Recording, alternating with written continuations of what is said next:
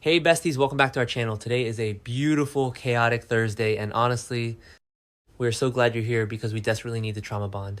Grab your iced coffees and strap in because we have so much to unpack and we are officially spiraling. You guys, I am deceased. Stop what you are doing right now. I am literally shaking, my hands are vibrating, and I cannot even form a coherent thought because the General Hospital spoilers for April 27 to May 15 just dropped, and my soul has actually left my body. Send help. I am legit hyperventilating right now. We need to talk about this now because I am personally offended, totally living for it, and genuinely spiraling over the sheer audacity of these fictional people who are basically my real life neighbors at this point. I was mid skincare when I read this update and literally smeared charcoal mask all over my rug because I had to yeet my phone across the room.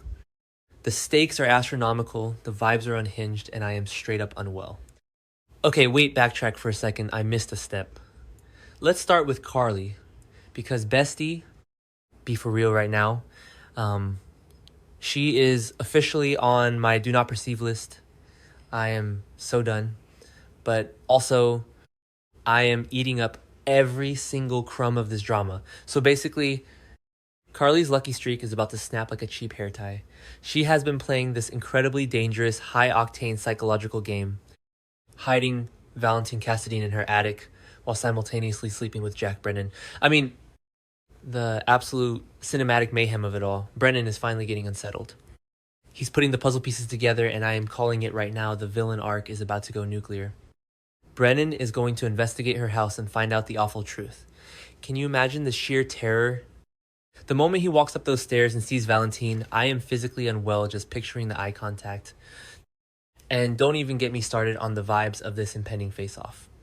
During the week of May 4 to May 8, we are getting the Brennan and Carly showdown of the century. He is going to discover that Valentine is not just her partner in crime, but her lover and her attic dweller.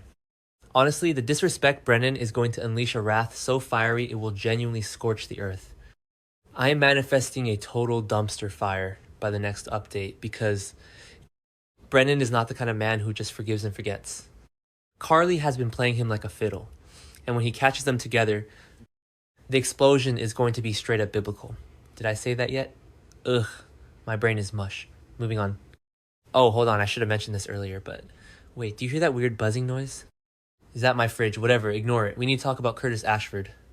Curtis is out here acting like a dog with a bone, trying to prove that Isaiah Gannon was the one behind the wheel of the SUV that ran him and Jordan off the road. He is legit focusing all his energy on Isaiah, trying to prove Isaiah's car hit that guardrail. But we know the truth. We are the audience. We are omniscient. And we know that it was seemingly Brooklyn Quartermain who scraped her car and kept driving. The absolute chaos of Brooklyn sitting there sweating through her designer clothes while Curtis is out here hunting down the wrong man. It is giving major I cannot even energy. And Tracy Quartermain, oh my god, Tracy is basically orchestrating a masterclass in cover-ups, which is honestly so unhinged. She insisted she would take care of the car repairs and is standing her ground to protect Brooklyn. But like, how long can they keep this up? Curtis is relentless. If Curtis proves that Isaiah's SUV wasn't the one, the trail is going to lead right back to the Quartermain mansion. Brooklyn is already a nervous wreck, lying to Harrison Chase, trying to foster baby Phoebe, and carrying the weight of a hit and run. My stomach is in knots just thinking about the guilt eating her alive. I literally had to pause my reading and scream into a pillow because the anxiety is too much. Wait, I'm glitching. Okay, back to the main event. Let's talk about Willow Kane and Michael Corinthos, because this toxic warfare is giving me life but also making me want to pull my hair out. Michael is plotting against Willow, and he has a sneaky plan in store with Jacinda Bracken. They are setting Willow up, and honestly, Willow deserves it after the way she's been acting. But also, I am terrified for her. Willow is about to get stuck in the trickiest, most suffocating situation ever because Elizabeth Baldwin is stepping into the chat. Liz is pushing for Drew Kane to get communication tools. Yes, Liz, give that paralyzed man a voice. If Drew gets those communication tools, it is game over for Willow. She shot him, she paralyzed him. She has been injecting him with paralytics to keep him quiet. If Drew can blink out a message or use a computer to say, hey guys, my lovely ex-wife is the one who put a bullet in me. Willow's entire political career, her freedom, her life, it's all gone. The stakes are literally life or death. I am genuinely pacing my apartment right now because the tension is astronomical. Imagine Willow standing in that hospital room, watching Liz set up a communication board, knowing her entire life is about to implode. Send help. Oh, and speaking of imploding, let's talk about Ethan Lovett. The man, the myth, the absolute legend has returned, and he is not playing games. During the week of April 27 to May 1, Ethan is going to offer to take Jen Sidwell out permanently, like physically wipe him off the map. Sonny Corinthos is actually considering his proposal. I am living for this lethal high-stakes alliance. Ethan is so protective of his family, and Sidwell put Holly in danger, so Ethan is out for blood. But Rick Lansing is hovering in the background being all paranoid, watching Ethan like a hawk, because he knows Ethan is hiding things. The dynamic between Sonny, Rick, and Ethan is straight up cinematic gold. But hold on, we have to talk about the voicemail. The week of May, 11 to May 15, is going to dive into Ethan's mysterious voicemail. Who was he calling on the pier? The show still hasn't revealed it, and I am losing my absolute mind. Is it Jacinda Bracken? Did they cross paths in Australia? Did they have some passionate con artist romance down under? Or, and this is the theory that is keeping me up at 3 a.m., is he connected to Delilah Wilson? Does he not know she's deceased? What if he's the father of her baby? My brain is literally buffering from the sheer audacity of this plot. If Ethan is Phoebe's dad, I will actually collapse. Wait, backtrack again, because I forgot the most stressful part of this entire update. Dante Falconeri. Dante is out here acting like Sherlock Holmes, digging for answers about Ross Cullum's shooting. He is relentless. And here's where it all connects in the most unhinged way possible. If Curtis keeps pushing Isaiah about the hit and run, Isaiah is going to have to provide an alibi. And what is Isaiah's alibi? He was at Lulu Spencer's house, secretly treating Rocco Falconeri's infected hand as a private patient. If Isaiah is forced to reveal his whereabouts that night, Dante is going to find out. If Dante finds out Isaiah was treating Rocco, he's going to start asking questions. He's going to realize Rocco was injured. He's going to put two and two together and realize Rocco is the one who shot Ross Cullum, and that Jason is taking the fall for his son. A crucial puzzle piece is about to emerge, and it's going to lead to Dante confronting Lulu. The explosion that is going to happen in that house. I am not ready.